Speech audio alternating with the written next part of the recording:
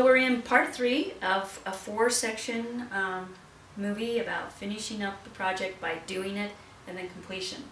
Before we get to completion, I want to pick your brain on what do you do to keep the stakeholders, because those of you who are following along with this series, you know up front when we planned it, we first went to the stakeholders to figure out what did the project look like in their heads. So Jane, I know you have some special tricks up your sleeve of how you effectively communicate and keep those key stakeholders in the loop.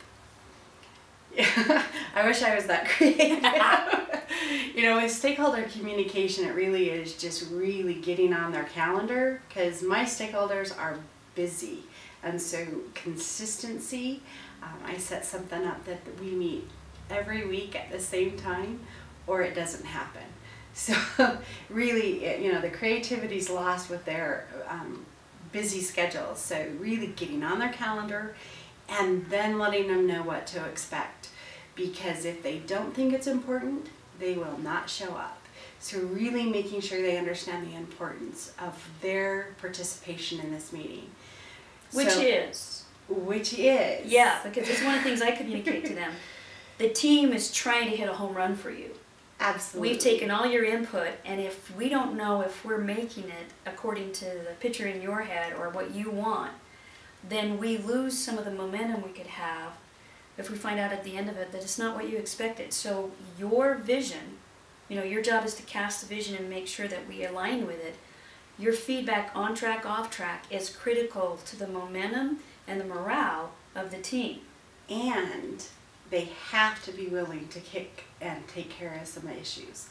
There are a lot of times where cross-team issues are happening where you need someone that's higher up to go cross-lateral back down to resolve issues. So my key involvement with them is resolve issues and make the team be really excited about where they're at. And that's really what I get from my stakeholders is the praise. I love to go back to status meeting and say, stakeholders said this about our progress, and they are really excited.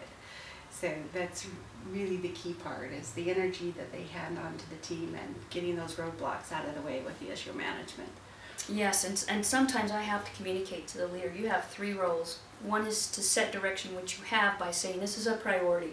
So you've given us a vision. This is what we should be working on right now. We're in the right place at the right time doing the right stuff. Mm-hmm.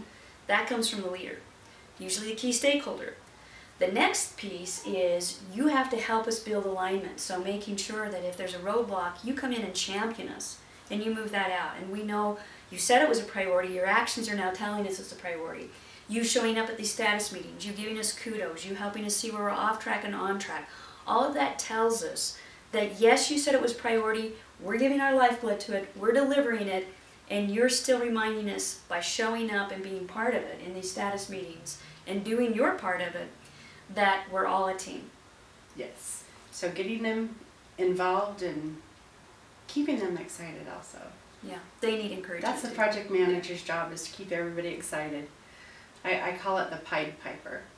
Keeping them the Pied Piper that keeps it going? Yeah, someone who's just out there pulling everybody else along. You don't want to be whipping and herding cats. You want to draw them out. Yep, draw them along with you. Have some fellowship. And it also builds the success, and them being part of this helps them get excited about it and builds for the next time they sponsor or are a key stakeholder for another one of your projects. And it's always really cool when someone says, I want her to do my project. So the more you keep them involved and the more that you listen to them and get them going, they want you back.